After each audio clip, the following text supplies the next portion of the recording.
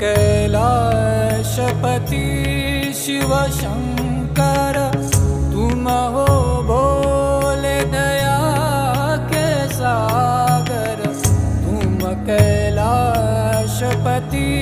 शिव शंकर, तुम हो भोले दया के सागर।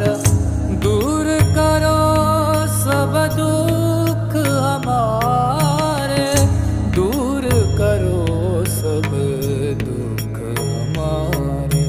शंभो शंकर नमः शिवाय, गिरिजा शंकर नमः शिवाय।